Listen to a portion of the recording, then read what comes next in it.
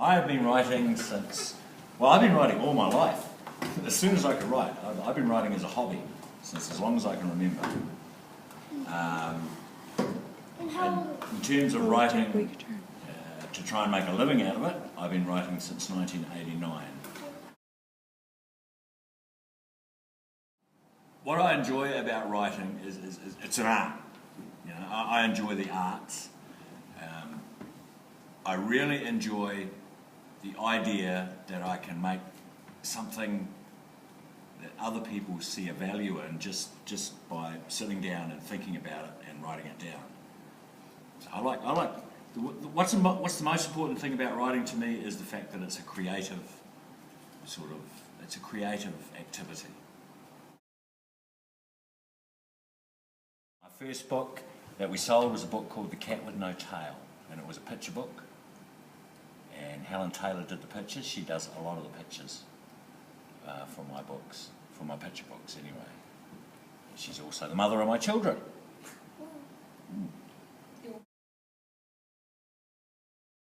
That I'm working on at the moment because of what it's about artists and writers and musicians and why they do what they do. So yeah, I do. I write about a lot of other artists, and sometimes, I mean, another thing that I've done in the past is what they call a freelance writer. So I write for a magazine.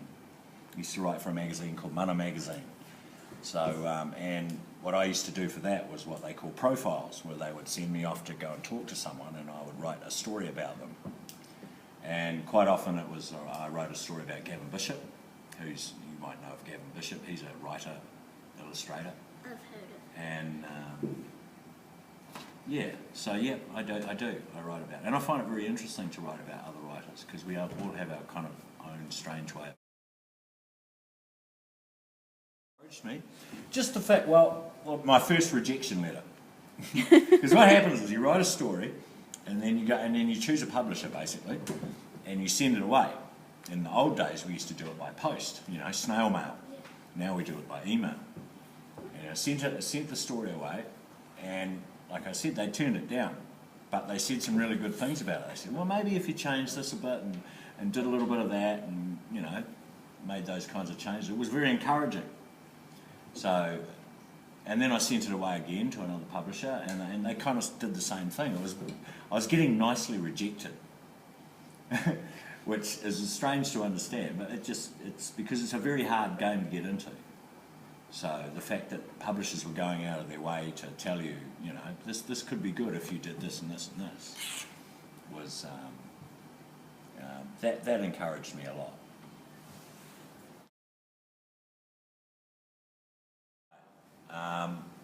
My favourite book was called The Adventures of Tom Sawyer, and it was by Mark Twain. And the reason it was my favourite book is because my father, when I was younger, I didn't, because I grew up in a really cool place. I grew up on a farm by a river, up in the mountains and all of that. And I used to skylark a lot, and I didn't used to read that much when I was young. And my father was a prolific reader. He was a farmer, and he read a lot. And he kept on telling me to read this book, you've got to read this book. And he threw it at me one day, and it donked me on the head. And so I sat down and I read it, and it was The Adventures of Tom Sawyer. And what was really cool about it was because it was about a boy who grew up on the Mississippi River and kind of did the same things as me and my friends did. We used to hoon down the river on rafts and muck about. So it was really cool. So that would be the book that sticks in my head the most. It's the first serious book I ever read.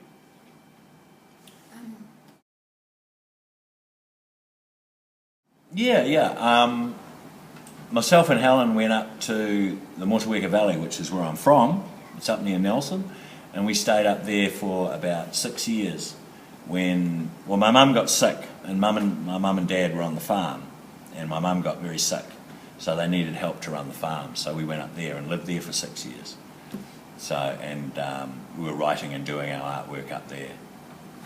But I write wherever I go because I tour around a bit, go up north a lot. So wherever I go, I take my laptop with me, and always writing. The thing is, if you're a writer, well, my approach to it is I write something every day. Every single day I write. I sit down and I write. Well, when I go home from here, I'll go home and I'll have a write of my latest work in progress. I'll just sit down and do my work. It's a poem by Ted Hughes. Do you know Ted Hughes? Have you ever heard of it? He's a great poet, but he wrote that book of, what's it, the Tin Man, what's he, the big Iron Giant. He wrote The Iron Giant. And he's written some really cool kids' books, but he wrote a poem called The Red Wheelbarrow. And that's all it says, the red wheelbarrow, but it's shaped like a wheelbarrow. But I didn't know that's what they were called, caligrams. Have I written? Yeah, I did. Actually, I wrote a poem about a door once and shaped it like a door. The door. The door. I wrote a book. It's my personal favourite, and it's a memoir about my family. And it's called A Fish in the Swim of the World, and it was published in 2006. So it's kind of an adult book, but not really. And then, you guys could probably read it. They tell me you're the gun readers, so yeah, you get your head around it. Have ideas, and they quite often change or evolve over time. Like the book that I'm working on at the moment that I was just talking about started out as a kind of a different idea about 5 years ago, and it's just sort of evolved into this one. The other thing that I would say too is that whenever I'm working, I'm usually working on two things, at least two things, at the same time. It's just the way I work. And because I write shorter pieces like children's books and longer pieces as well, that's an easy thing to do. And then there's poetry as well. Because the thing is, sometimes you can get, people call it writer's block, but if you're a writer, I don't believe that you get writer's block.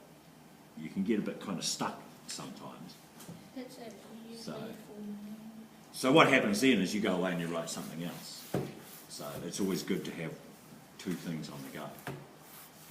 I might spend a week writing one thing and then a couple of days writing something else. Because the other thing too is it's always good to come back to your work when you're writing, and you finish a story, and you think it's finished, put it away, and then come back to it 2 or 3 days later and then have a read of it. And then, sometimes things change in it. And read it out loud too. And if you're writing dialogue, always say it. Because, then it's real.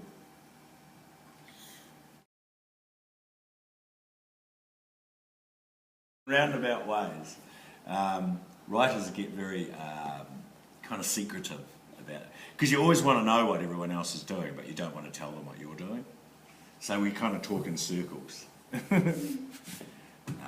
But that's all good. I mean, most writers are pretty generous with each other in terms of, I mean, we're always quite curious about how each other works and what our routines are. So all writers have different routines. Some of them approach it like a bit just like going to work. They'll get up in the morning and they have their breakfast and then they go to work at 8. And then they'll have a coffee break at 10 and then they'll stop at lunch. And other ones just, like me, like I said, I have a rule that I write something every day. And then it's just, I like to spend at least sort of 3 or 4 hours a day writing, but that might be spread over the whole day.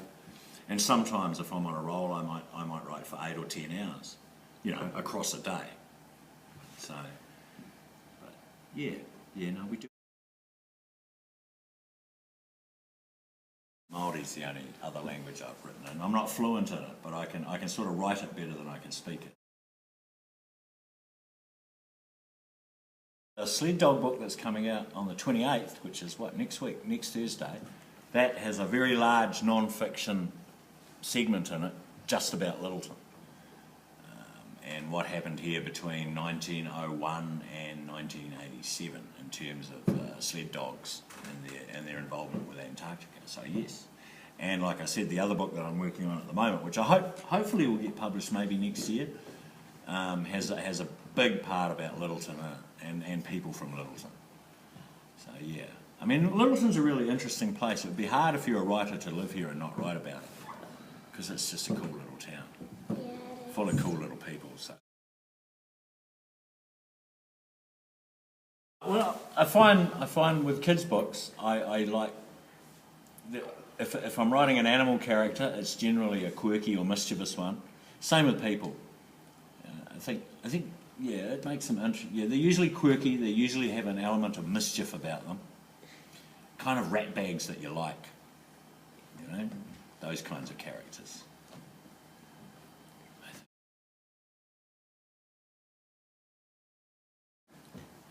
Individual books are going to have individual themes, but generally speaking, it's a character having to overcome some kind of challenge, or a journey or something like that. It's always about that. I mean, and if you find if you look at most stories, there's that element in them somewhere. There's always a character overcoming some kind of adversity or journey or trial or challenge or whatever. It's the metaphor for life, that one.